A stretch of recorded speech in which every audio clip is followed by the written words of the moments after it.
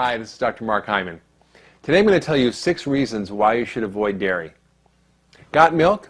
Well, these days it seems like almost everybody does. Celebrities, athletes, even former President Clinton's head of Health and Human Services, Donna Shalala, are all proud to wear the white milk mustache. After all, everybody knows that you need milk to be healthy, right? Not necessarily. Sure, dairy is nature's perfect food, but only if you're a calf. If that sounds shocking to you, it's because very few people are willing to tell the truth about dairy. In fact, criticizing milk in America is like taking on motherhood, apple pie, or baseball. But that's just what I'm about to do. Based on the research and my experience in practicing medicine, I typically advise most of my patients to avoid dairy products completely. I like ice cream just as much as the next person, but as a scientist, I have to look honestly at what we know.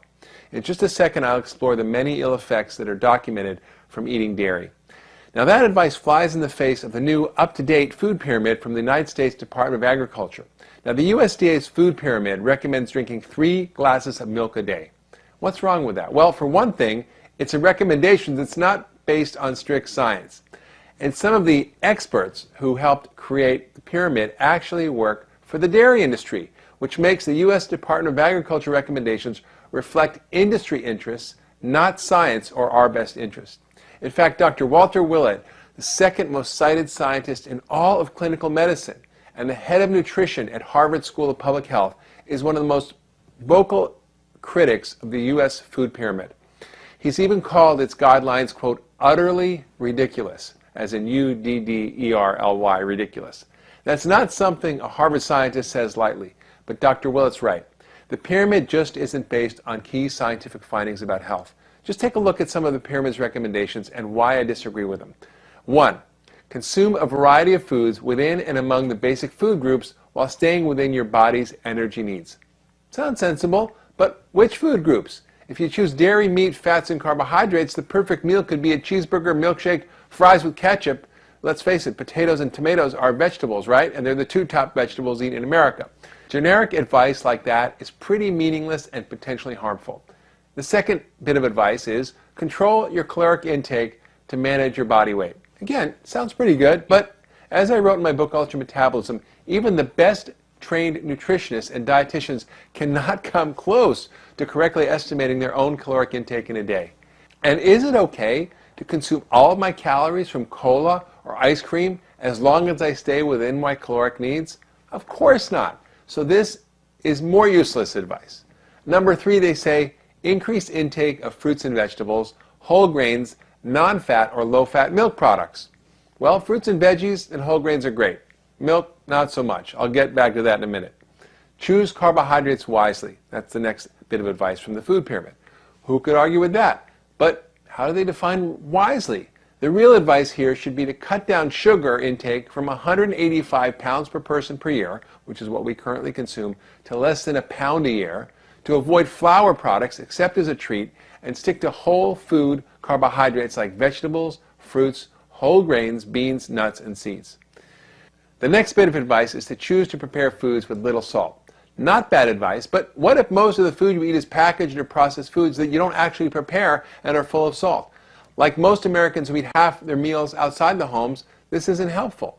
So a better recommendation would be to avoid packaged, canned, processed, prepared, and fast foods unless you know exactly how they're made.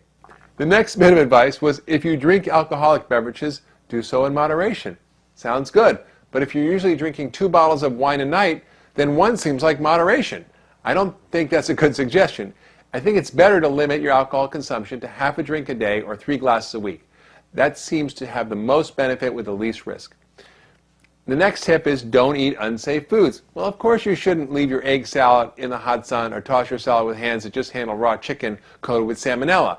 But the food pyramid guidelines don't mention pesticides, hormones, antibiotics, genetically modified foods, despite scientific evidence of their harm. Shame on the USDA. You can now see why I have a big problem with the food pyramid. Mostly its guidelines try to sound sensible while still protecting the interests of the food industry, the agriculture industry, and all the lobbyists paying for the elections of Congress. Everybody's happy, right? Well, I'm not, and you shouldn't be either. The public just isn't served by this watered-down, confusing, useless pyramid. Worse, some of the recommendations are downright harmful, like the one to drink more milk and dairy products. According to Dr. Walter Willett, who has done many of the studies and reviewed this topic extensively, there are many reasons to pass up milk, including 1. Milk doesn't reduce bone fractures. Contrary to popular belief, eating dairy has never been shown to reduce fracture risk, but dairy may actually increase the risk of fractures by 50%, according to the Large Nurses' Health Study. Less dairy equals better bones. Countries with the lowest rates of dairy and calcium consumption, like those in Africa and Asia, have the lowest rates of osteoporosis. Next thing is that calcium isn't as bone protective as we thought. Studies of calcium supplementation have showed no benefit in reducing fracture risk. Vitamin D, on the other hand, appears to be much more important than calcium in preventing fractures. Also, calcium may raise cancer risk. Research shows that higher intakes of both calcium and dairy products may increase a man's risk of prostate cancer by 30 to 50%. Plus, dairy consumption increases the body's level of insulin-like growth factor 1, a known cancer promoter.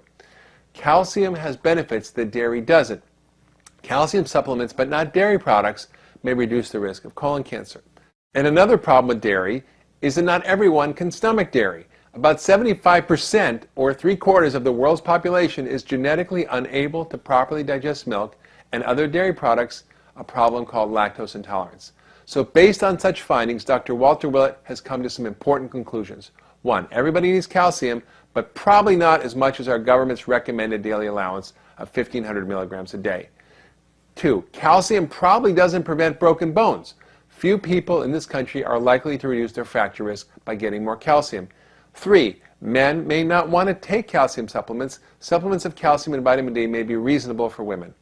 And 4. Dairy may be unhealthy. Advocating dairy consumption may have negative effects on health. Now, this is from Dr. Walter Willett, not me, so you should think about your next glass of milk. If all of that isn't enough to swear you off milk, there are a few other scientific findings worth noting. First, the Federal Trade Commission recently asked the USDA to look into the scientific basis of claims made in their milk mustache ads. The panel of scientists stated the truth clearly. Number 1, milk doesn't benefit sports performance. Number 2, there's no evidence that dairy is good for your bones and prevents osteoporosis. In fact, animal protein in it may actually help cause bone loss.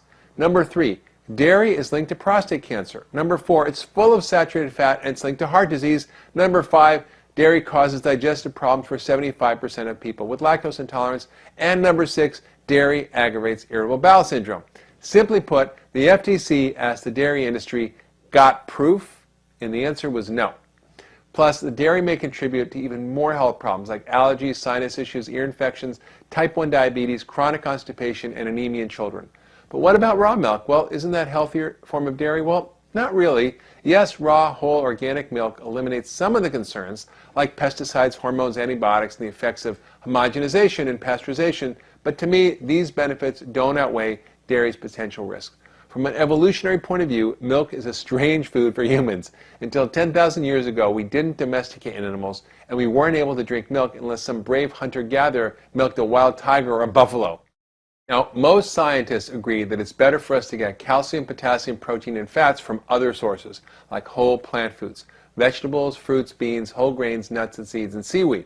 Great source of minerals. Convinced yet? Well, here's my advice for dealing with dairy. If you want healthy bones, take vitamin D. Don't rely on dairy. Still got milk? I hope not. Remember, dairy is not crucial for good health. I encourage you to go dairy-free and see what it does for you.